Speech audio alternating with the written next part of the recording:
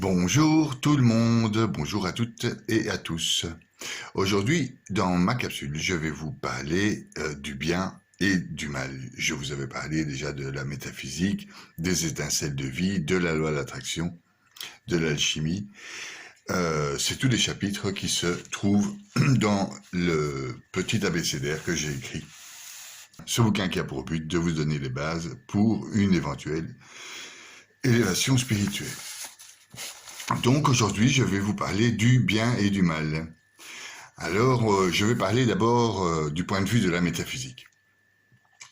En métaphysique, on distingue le bien et le mal, par exemple, en disant que le bien pour une plante et pour un minéral n'est pas le bien pour un humain ou un animal.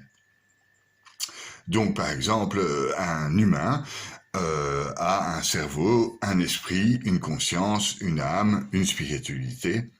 Et c'est normal. Pour lui, d'ailleurs, c'est une base de son existence et c'est comme ça qu'il trouve le bonheur. Donc, en ayant cette spiritualité et cette conscience et cet esprit, cette intelligence.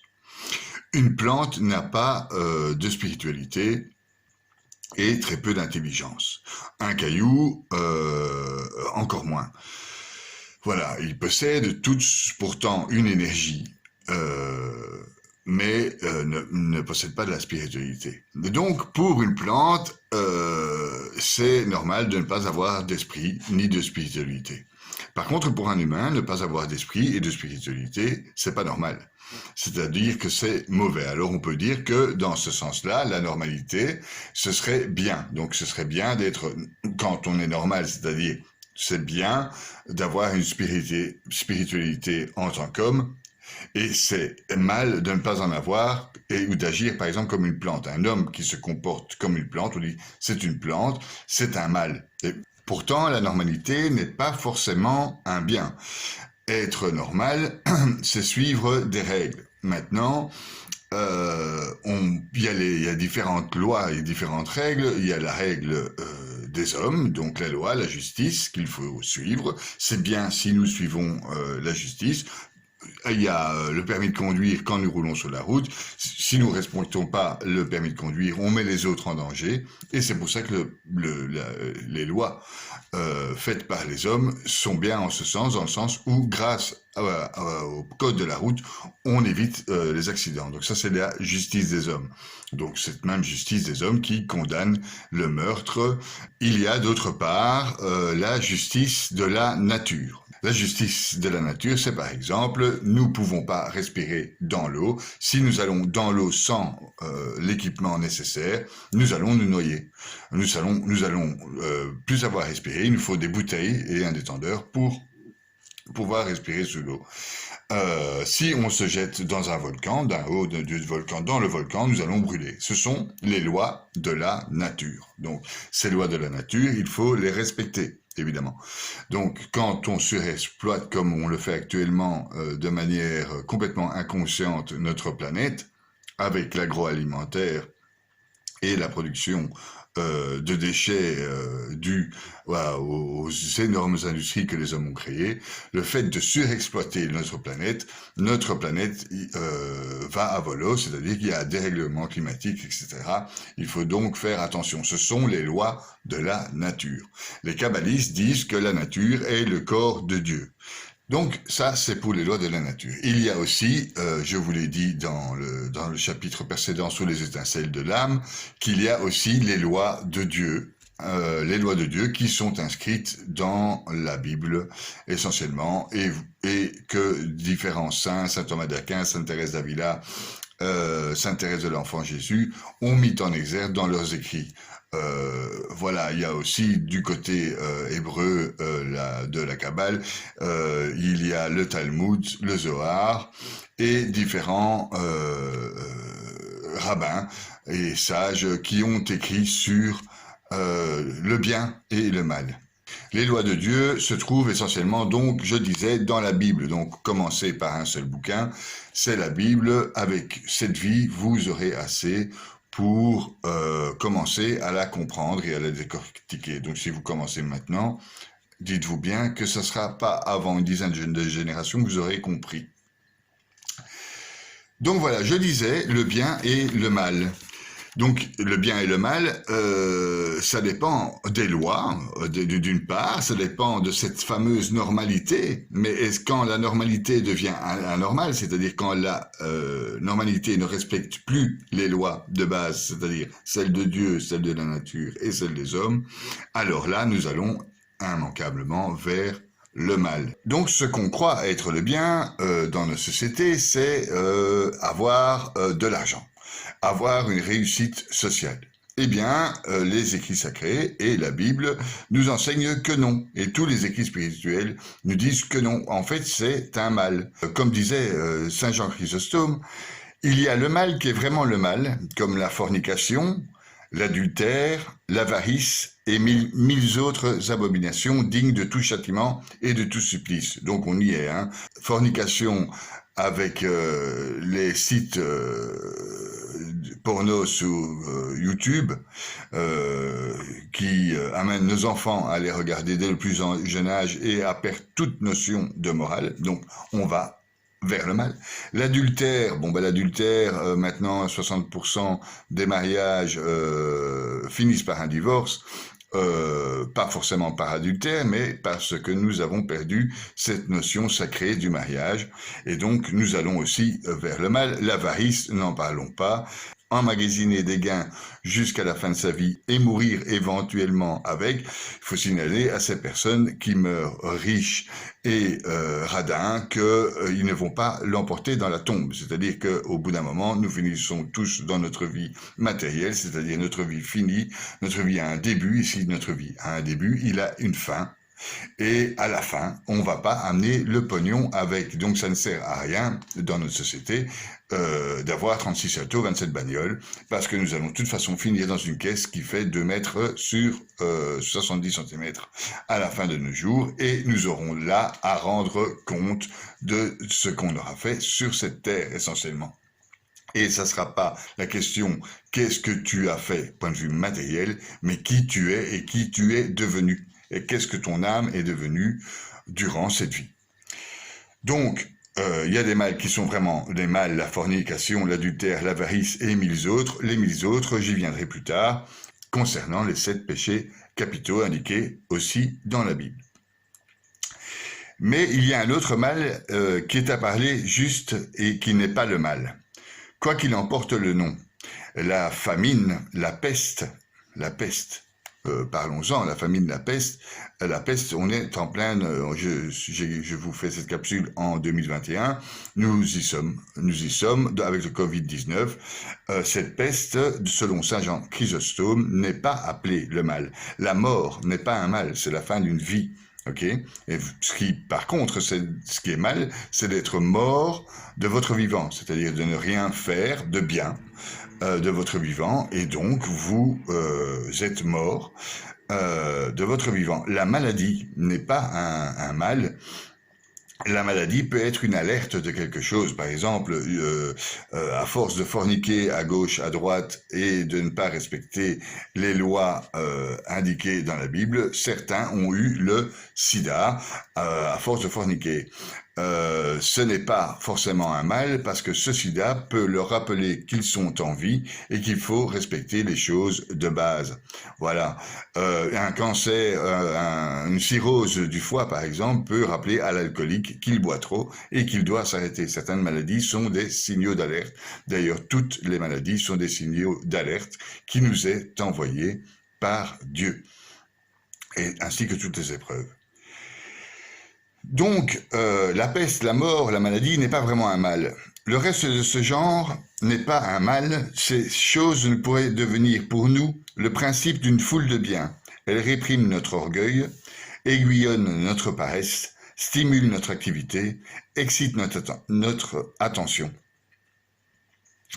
Voilà, le Seigneur faisait périr, dit l'Écriture, ils cherchaient, ils revenaient sur leurs pas, ils accouraient à lui le lendemain matin.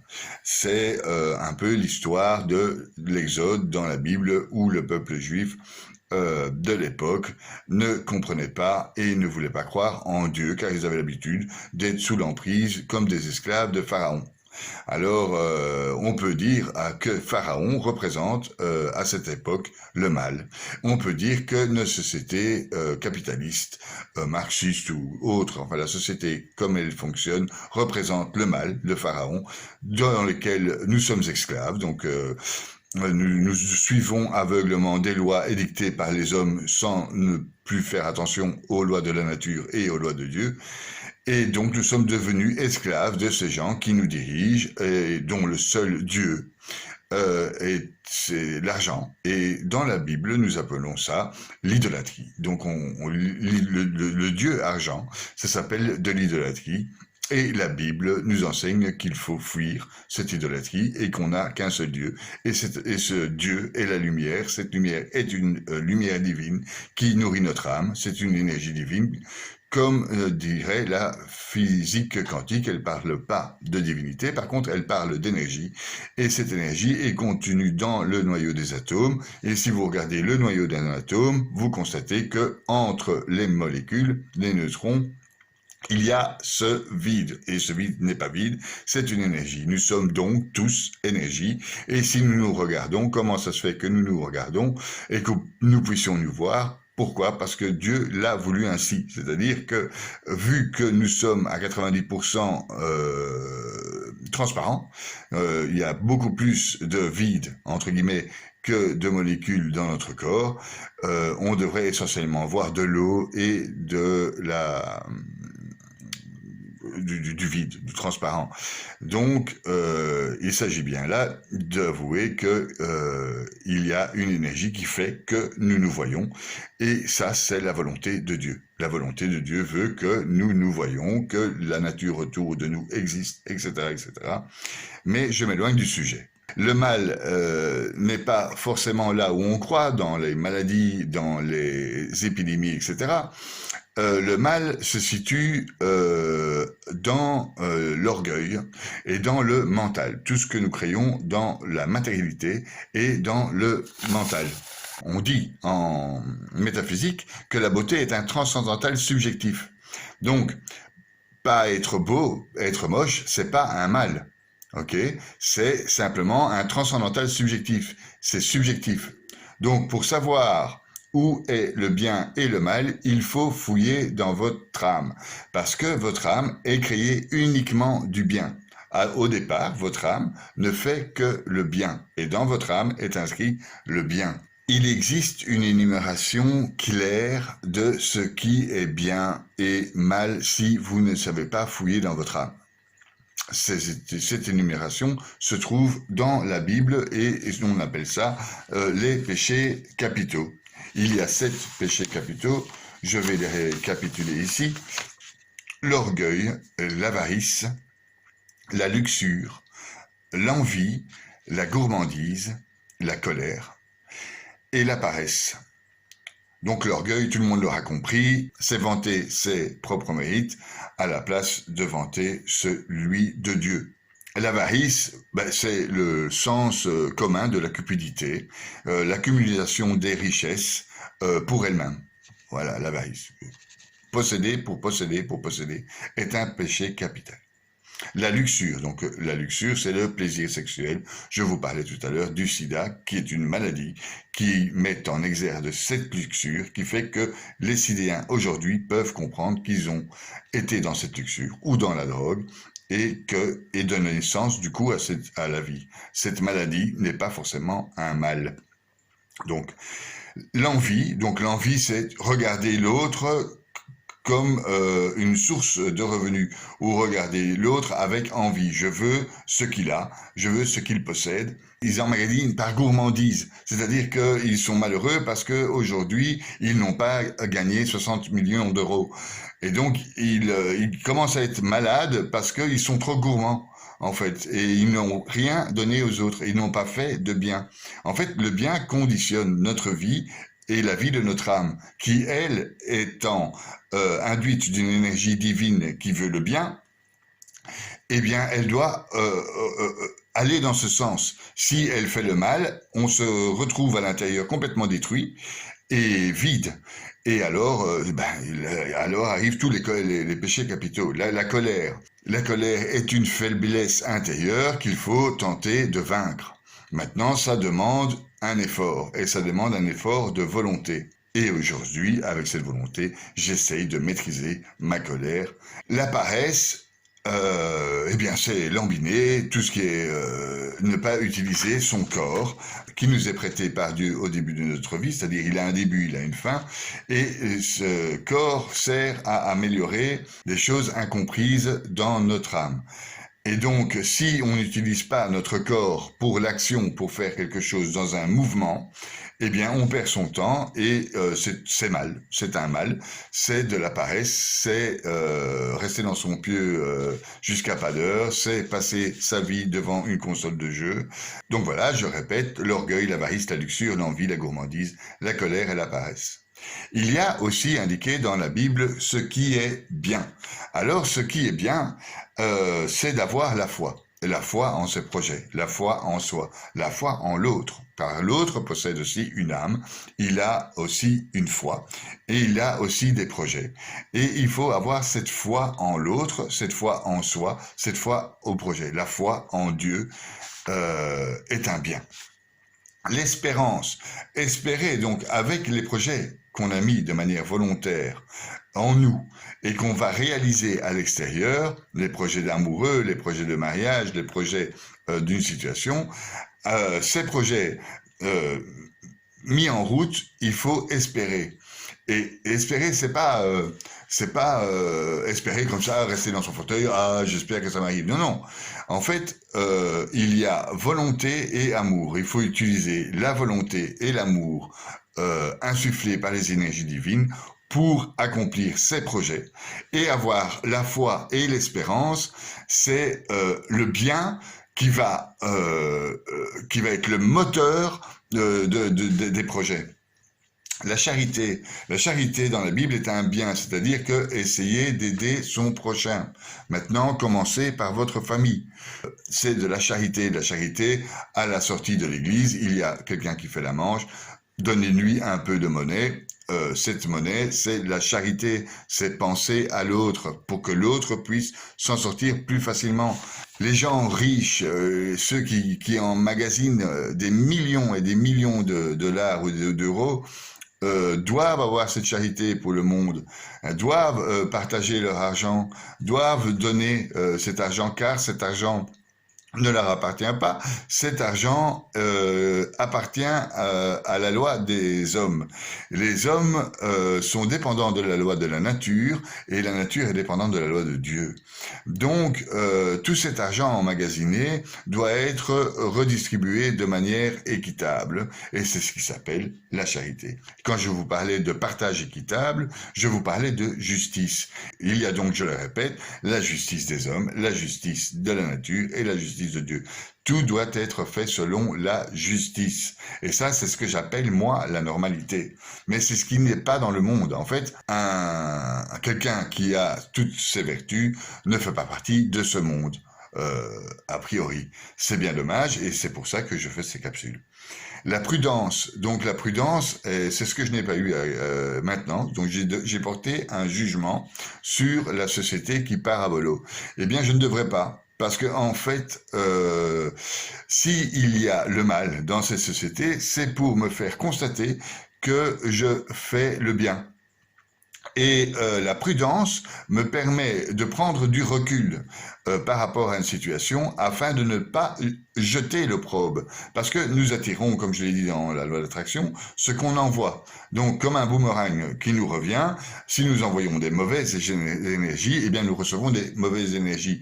Donc, la prudence, c'est prendre du recul par rapport à soi, se voir du dessus, et par rapport aux situations, et par rapport aux épreuves.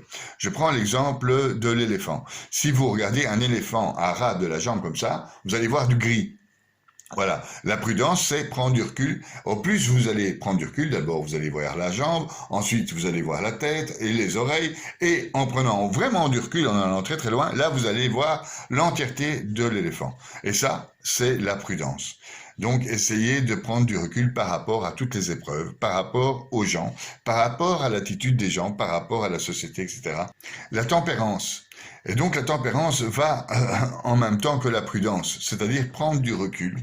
Et la tempérance, c'est se dire qu'en fait, l'autre est aussi nourri d'une énergie divine. Cette même énergie divine qui est la vôtre, l'ensemble des âmes. Voir en l'autre le bien. Et quand l'autre fait du mal, ne pas réagir en renvoyant du mal, mais réagir en faisant du bien.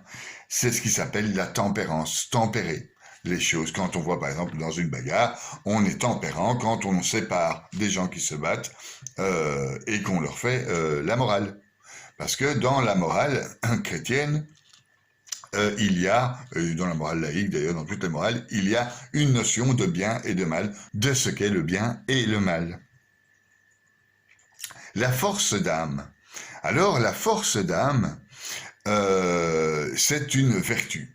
Et comment renforcer cette âme? Eh bien, il faut simplement utiliser son cerveau. Et dans notre cerveau va utiliser notre esprit. Et notre esprit va utiliser notre conscience et pas notre mental. Notre mental, c'est notre côté animal, c'est notre nature animale qui nous mène inexorablement vers le mal. C'est-à-dire que notre mental ne réfléchit pas. Ne réfléchit pas de manière consciente. C'est pour ça qu'il y a une différence entre un animal et un homme. Nous avons une conscience et cette conscience, on peut l'utiliser pour avoir une spiritualité. Donc, je disais, la force d'âme, nous savons que nous avons un cerveau, que nous sommes faits d'une matière. Ça, c'est notre extérieur.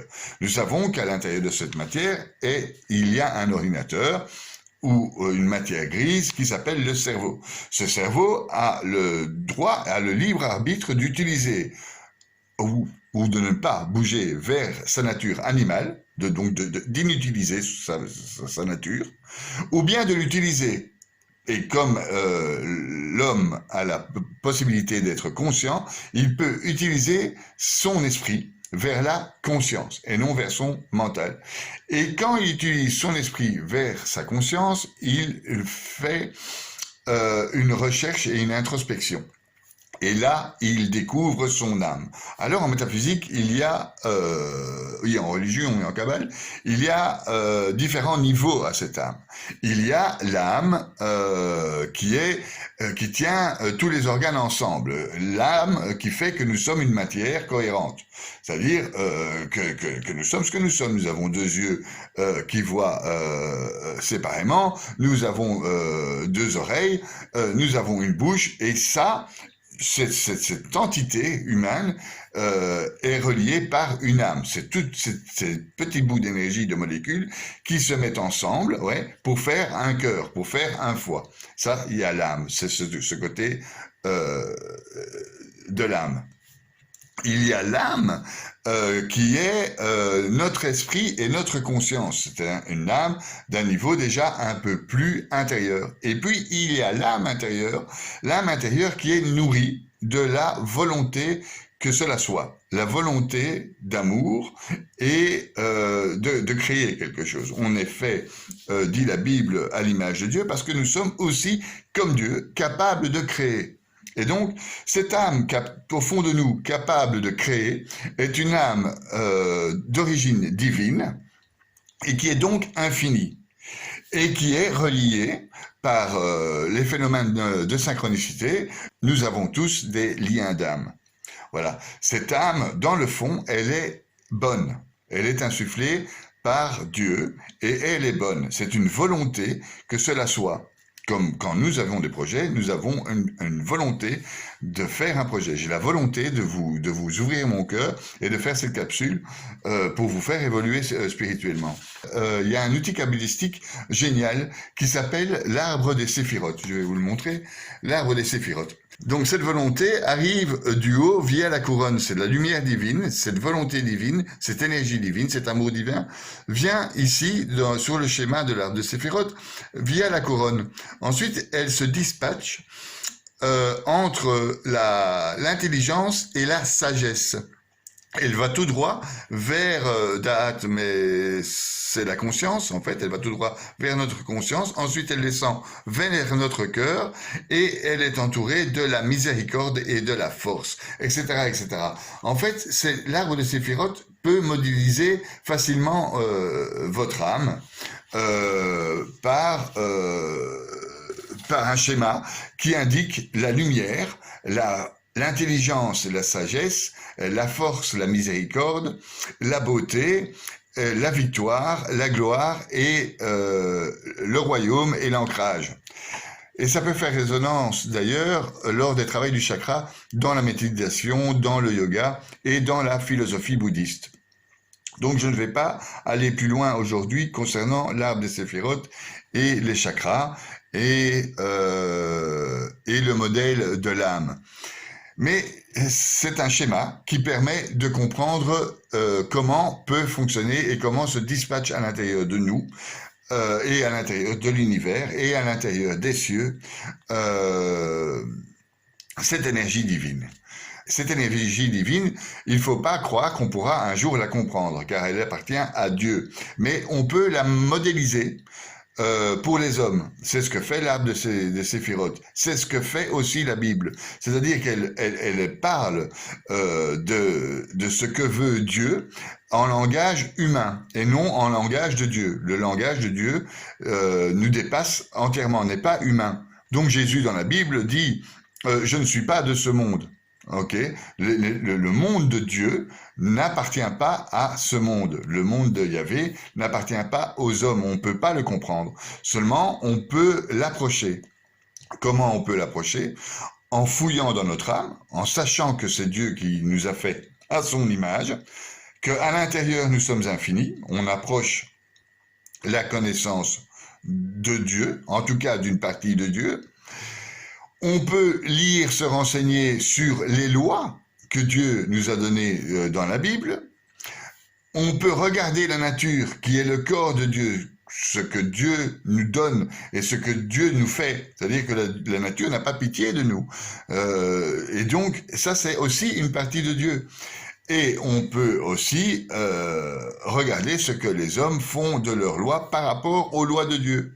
Et donc, à ce moment-là, on évolue vers le bien et non vers le mal, parce qu'on a mis ces trois lois ensemble. C'est ce qui s'appelle normalement la normalité. La normalité voudrait qu'on ait par ordre d'importance les lois de Dieu, les lois de la nature et la loi des hommes. La loi des hommes en dernier, car dans tout ceci, les hommes sont vraiment les derniers et les plus petits, les moins puissants. Quand on regarde la puissance des océans et du cosmos, on comprend qu'on n'est rien. Eh bien, le cosmos et la puissance de l'univers, la puissance des marées, etc., n'est rien comparé à la puissance de Dieu.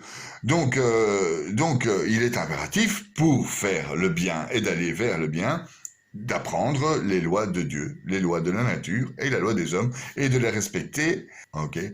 Et on respecte la nature. Pourquoi? Parce que la nature est le corps de Dieu, et parce que la nature, on est accroché à elle, parce que nous sommes d'une nature humaine, ok? Et donc cette nature humaine est interdépendante de la nature planétaire, et cette planète est interdépendante de l'univers, etc., etc., etc. Et tout ça est interdépendant de l'énergie divine qui est une partie de Dieu, que nous ne pouvons décrypter. Voilà, les règles du bien et du mal sont inscrites dans la Bible. Donc, je vous conseille, pour savoir ce qui est le bien et le mal, de fouiller dans votre âme et de lire la Bible. Aussi, on est 100% créateur de notre réalité. Si nous faisons le bien autour de nous, tout sera bon. Ça s'appelle la loi de l'attraction. Par exemple, si vous rentrez à la maison de mauvaise humeur, votre femme est de bonne humeur, vos enfants sont de bonne humeur, et vous rentrez d'affreuse mauvaise humeur, eh bien, que se passe-t-il? Vous allez transmettre cette mauvaise humeur à absolument tout votre foyer, et en déant l'heure, tout le monde est de mauvais poil autour de vous. s'agit pas de se plaindre à ce moment-là. Il faut regarder donc à l'intérieur de soi, se regarder de l'extérieur, prendre du recul et voir ce qu'on a fait. On a projeté du mal. Comme on projette du mal, on reçoit du mal. Dans un groupe, dans une société ou dans un couple, il y a communion des volontés. Donc, il faudrait que nos dirigeants aient une volonté et que nous ayons une volonté qui soit en équilibre. Donc, qu'on puisse avoir un équilibre. Dans un couple, deux volontés égales créent un cœur, comme un cœur. Donc, ces deux volontés, je vais le marquer, voilà, je ne sais pas si vous allez le voir. Ici, vous avez volonté, et l'autre côté, vous avez une autre volonté. Et au centre, ici, il y a le cœur du couple. Donc, le cœur du couple. Et là, la pointe, là, c'est la terre, l'ancrage dans la terre. Donc, ces deux volontés d'amour, hein, de s'aimer, de faire quelque chose ensemble, vont toucher le cœur du couple, comme ils pourraient toucher le cœur de l'homme. Par exemple, la volonté de Dieu est d'envoyer, par exemple, une peste ou une épidémie. Ça doit toucher le cœur des hommes. D'ailleurs, c'est ce qui se passe. Plein de gens ont un éveil spirituel. Plein de gens se rendent compte que la nature va mieux, etc. Donc, doit toucher le cœur des hommes. Donc, cette volonté de Dieu doit toucher le cœur des hommes en équilibre afin d'avoir un cœur commun, que ensemble puissent faire quelque chose. C'est pour ça qu'il faut d'ailleurs respecter les lois divines. Hein, les lois des hommes et les lois de la nature, afin de former un cœur ensemble, de former plus qu'un, ok, un, et avec ce un, faire quelque chose qui tienne la route, qui tienne dans la matière, dans un temps imparti. Donc voilà, Dieu, en hébreu, le Dieu indescriptible, celui qu'on ne peut pas connaître, celui qui fait des miracles, le miracle de la nature, ok? Eh bien, ce Dieu-là s'écrit Yod He Vav He. He Vav He, les trois lettres, c'est Ové. Donc après, il y a eu Yahvé, après il y a eu le témoin de je ne sais pas qui. Enfin bon, Ové. Et Ové, ça veut dire présent, oui. Il faut être présent à soi-même.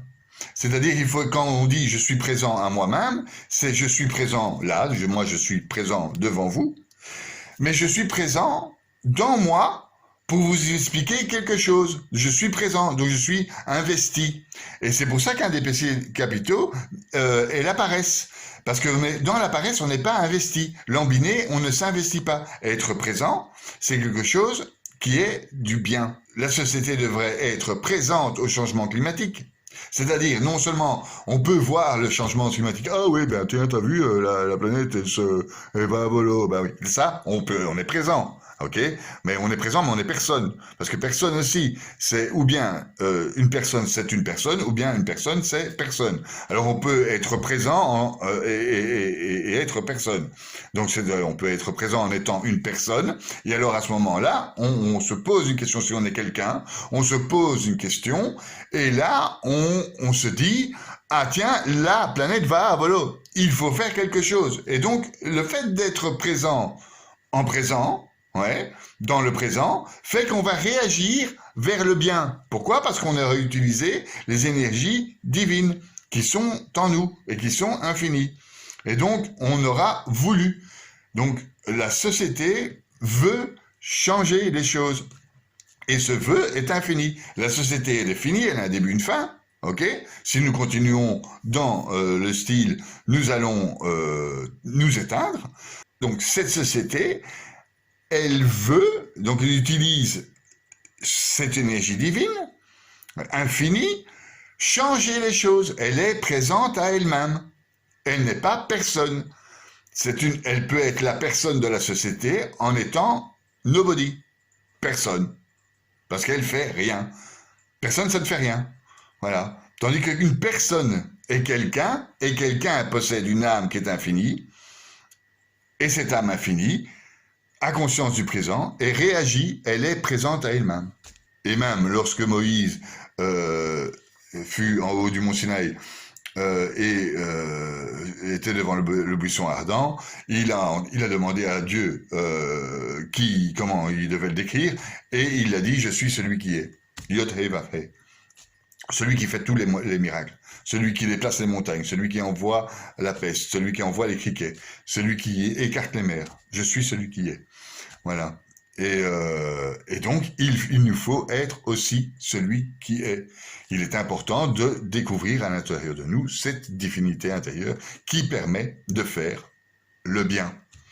Le bien, c'est un travail de tous les jours. Sainte Thérèse d'Avila, dans le Château de l'âme, elle s'évertuait à nous dire que, en fait, il fallait être méfiant de nous, de notre côté animal, de notre nature animale, tous les jours. Il fallait dormir avec une épée comme Saint-Michel pour se méfier de ce qu'on pouvait faire comme ânerie. Et on peut en faire, croyez-moi. Nos âmes sont reliées dans le cosmos et créent notre réalité. On est responsable, on est co-créateur de notre monde, il faut le souligner.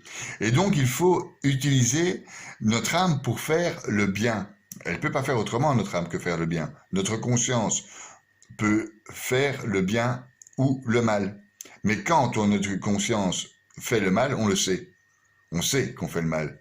Par contre, si on n'utilise que notre mental, c'est-à-dire qu'on n'est personne, eh bien, à ce moment-là, on va d'office vers le mal. Donc, il est important d'avoir une élévation spirituelle pour participer au bien cosmique. Si vous participez à ce bien cosmique, vous allez avoir, par loi de l'attraction, par effet rétroactif, tout le bien que vous envoyez. Donc, tout bénéfice pour vous. Vous allez grandir intérieurement et vous allez faire grandir le cosmos. Et vous allez faire grandir les gens qui se trouvent autour de vous. Vous allez rendre du bonheur autour de vous. Faire le bien et le mal, c'est aussi et surtout grandir intérieurement. Donc cet intérieur, je vous l'ai déjà montré, peut être schématisé par l'arbre des séphirotes, mais c'est une science qui demande vraiment beaucoup de travail, aussi environ 7 vies, donc je ne vais pas m'y attarder dans une capsule de 30 minutes. Par contre, je peux vous parler de cet exemple intérieur. À l'intérieur, vous avez une bouteille. Votre âme, c'est comme une bouteille. Et dans cette âme, oui, et dans ce que vous avez fait de vous, c'est pas votre âme, c'est votre conscience, votre moi intérieur. Oui. À l'intérieur de vous, vous avez le bien, vous avez fabriqué du bien, c'est l'eau. Oui. Et vous avez du mal, c'est le vide. C'est votre bouteille intérieure. Voilà. Alors, notre but, nous, en toute conscience, oui, c'est de remplir cette bouteille d'eau de bien, c'est-à-dire de faire le bien autour de nous. C'est un travail journalier. Donc, c'est dans toutes les actions de la vie, on doit faire du bien. Bon, maintenant, quand vous voyez qu'il y a vous voyez que dans cette bouteille, il y a le mal. Si vous videz la bouteille dans un seau, eh bien, la bouteille sera vide, ok ? Mais qui a mis le vide dans la bouteille ? Vous avez vidé le bien, oui, et qu'est-ce qui s'est rempli ? Du mal. C'est vous qui avez mis le vide ou l'air dans la bouteille. C'est vous qui avez rempli cette bouteille de mal. Le mal, c'est comme les orties. Dans un terrain, votre terrain intérieur, donc cette bouteille, si vous ne faites rien pour le bien, eh bien, qu'est-ce qui va pousser ? Des mauvaises herbes. Ok. Eh bien, ces mauvaises herbes, ce sont les orties. Pour avoir des belles tomates, pour avoir des beaux plants, il faut travailler. Et donc, c'est pareil. À l'intérieur de nous, il y a un terrain qu'il faut travailler. Voilà. Vous n'allez jamais demander au magasin, est-ce que je pourrais avoir 1 kilo d'ortie, des graines d'1 kilo d'ortie. On va vous dire, non, monsieur, on ne vend pas des graines d'ortie. Les orties, ça pousse tout seul. Eh bien, c'est la même chose avec le mal. Le mal pousse tout seul. Le mal et le mental, si on n'y fait pas attention, peut diriger toute notre vie pendant l'ensemble de notre existence et on n'aura rien fait de bon. Donc on sera un bon à rien, on sera mort, bon à rien. Ces gens qui n'utilisent que leur mental et leur mauvais côté sont malheureux et sont des morts vivants. Ce sont des morts vivants. Voilà donc ma petite capsule sur le bien et le mal en métaphysique. Donc, ce qui est mal pour les plantes n'est pas forcément bien pour nous, et l'inverse. Donc, ce qui est bien pour une plante, c'est-à-dire pousser, végéter sans réfléchir, ce n'est pas bien pour un homme. Ce qui est bien pour un caillou, rester immobile, n'est pas bien pour un homme. Le bien et le mal est une notion qui peut être subjective. Quand c'est subjectif, il s'agit de transcendantaux, comme la beauté, comme quand ce qui est bon, les goûts et les couleurs, ça ne se discute pas. Ce n'est pas du bien et du mal. Le bien et le mal, c'est tout à fait autre chose. La définition du bien et du mal se trouve à l'intérieur de vous, dans votre divinité intérieure, et se trouve aussi, écrit en toutes lettres, dans la Bible et les écrits sacrés. Donc, une fois de plus, je vous dirais, jetez votre télé par la fenêtre, parce que ça, par contre, c'est très, très, très, très mal. Ça rend crétin. Lisez les écrits sacrés, les écrits des saints, le Talmud, le Zohar, le Sefer Yetzirah. Enfin, faites quelque chose de votre vie vers le bien. Utilisez les énergies divines tout le temps, au présent, c'est-à-dire comme Dieu nous l'a indiqué, c'est-à-dire au présent. Toutes les minutes de votre vie, utilisez-les à faire le bien pour vous ou pour les autres, tout le temps. Et vous grandirez en âme, vous ferez de votre bouteille une bouteille remplie, et une bouteille remplie est bien solide. Au plus elle est remplie de bien, au plus elle est solide, et vous ne pourrez pas être attaqué par ces gens qui vous veulent du mal et qui vous manipulent, le cas échéant. Votre degré de sensibilité aux attaques extérieures est équivalent à votre degré de vide intérieur. C'est une phrase de Ben Chetrit, un grand rabbin de Paris. Ce monsieur est absolument génial. Alors, dans mon livre, je vais lire mon livre parce que c'est plus simple. Dans mon livre, la relation de raison étant celle qui va vous mener à notre besoin d'être ensemble. La connaissance, les actes, les habitus, donc les habitudes, la complicité, etc. Ces deux types de relations métaphysiques nous permettant l'approche de la connaissance de notre substance, donc de notre intérieur, de mortel, dirigé vers l'infini, notre essence. Donc voilà, on a tendance à aller vers cet infini. Et pour être heureux, il faut tendre vers cet infini. Et cet infini est fait de bonté, car nous vivons pas en enfer. Ok ? Comme certains théologiens s'amusent à le dire que la terre est le premier purgatoire. Peut-être, mais là, on est vivant, alors profitons, et voyons ce qui est beau autour de nous. Voyons ce qui va bien autour de nous et pas ce qui va mal. Ne rentrons pas dans la peur que les médias nous infligent, mais rentrons dans les écrits de la Bible et dans les paroles de Dieu. Observons ces lois, les lois de Dieu, les lois de la nature, la loi des hommes. Nous irons vers le bien et tout ira bien et dans le meilleur des mondes. Voilà. Merci de m'avoir suivi jusqu'à la fin. Je vous demande de mettre un petit pouce, de mettre un petit commentaire. Si vous avez envie que je traite d'un sujet dont vous estimez que je suis capable de parler, l'arbre des séphirotes, la loi de l'attraction, la théologie. Si vous avez une question, mettez-la en commentaire et je tâcherai d'y répondre avec un énorme plaisir. Donc, un petit pouce, un petit like ou même un petit je n'aime pas. Partagez autour de vous, ça me donne du courage et de l'énergie et du cœur à faire ces petites capsules. Voilà.